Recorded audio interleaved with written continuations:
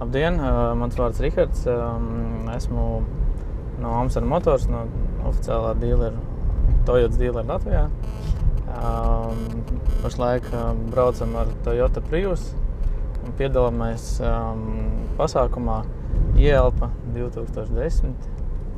Un tad šī pasākuma galvenais mērķis ir noskaidrot ērtāko, ātrāko, komfortablāko un ekonomiskāko pārvietošanās līdzekli. Tad mēs braucam Toyota Prius automobīlī. Tas ir pasaulē masveidā ražotajiem, es pat nekautrētos pateikt vārdu, labākajiem hibrīda auto pasaulē. Tad hibrīda automobīls, tas nozīmē, ka viņam ir elektromotors un benzīna motors. Viņi spēj strādāt paralēli, ko tas nozīmē, ka automobīls var braukt gan ar elektrību, ar benzīnu vienlaicīgi, vai braukt tikai ar elektrību, vai arī braukt ar benzīnu un vienlaicīgi lādēt. Vēl tad šim automobīlim, kā elektromobīlim, ir akumulātori, hibrīda akumulators. Viņam ir divi akumulatori, kā parastai mašīnai, mazais akumulators un hibrīda akumulators. Hibrīda akumulators uzkrāja elektrību un tad, kad nepieciešams, bīda mašīnas priekš. Ko tas dod? Tas dod lielu ekonomiju. Sastrēgumos benzīna motors nestrādā un vēl arī var diezgan lielu attālumu var pabraukt tikai ar elektrību. Hibrīda auto enerģijas monitorings, un šinim var redzēt, uz ko mēs braucam. Pašreiz būtas neiet nekādā virzienā, mēs nebraucam. Tad sākam braukt, un var redzēt, kad enerģija iet no akumulātora uz elektromotoru, un mēs braucam tikai tīri ar elektrību. Tad es uzdevu gāzi, izslēdzās ārā elektromotors, pareizāk pārgāja kombinēti. Kad uzdodam gāzi, tad viņš iet gan ar elektrību, gan ar benzīnu. Tagad mēs braucam tā, uzturam gaitu tikai ar elektrību. Noteikti jau kāds gribētu dzirdēt īsti, cik tad ir tas patēriņš. Un tad, ja piedomā pie tā braukšanas režīma, pie braukšanas stila, tad vidējais patēriņš, pateiksim pat ne vidējais, bet Rīgas patēriņš, tāds sastrēguma patēriņš ir apmēram no 4,2 līdz 4,5 litri. Šī automobīļa kopējā jauda ir salīdzināma ar 2 litru benzīna motoru.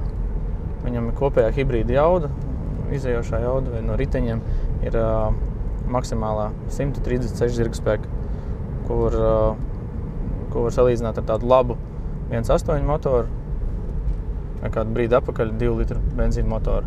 Viņš ir automāts. Mašīna ir automātiska ātrumkārta. Pie visa tā, ka viņš ir automātiska ātrumkārta, tas vidējais patēriņš pilsētā ir kaut kādi 4,2 litri.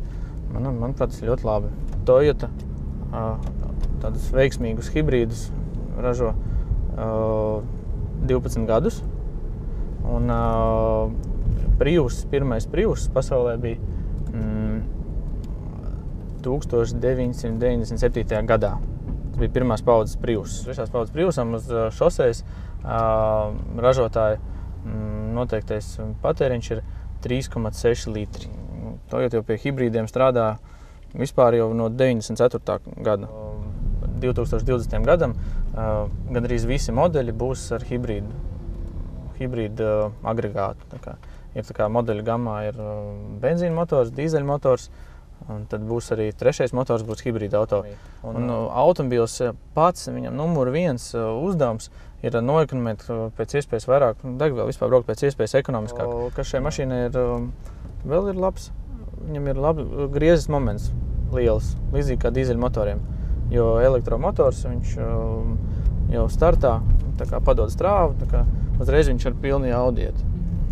Un viņš kompensē benzīna motora mazo griezes momentu pie maziem apgriezieniem. Ražotājs ir noteicis, ka tehniskajā literatūrā ir rakstīts, ka ar pilnu bāku var nobraukt 1200 km.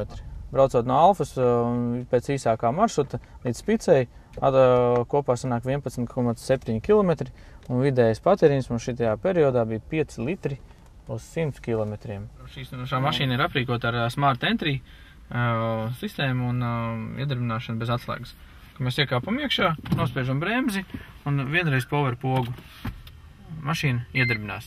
viņš šobrīd ir iedarbināts, skaitās. Ir parādās indikators ready, gatavs, mašīnu var lietot.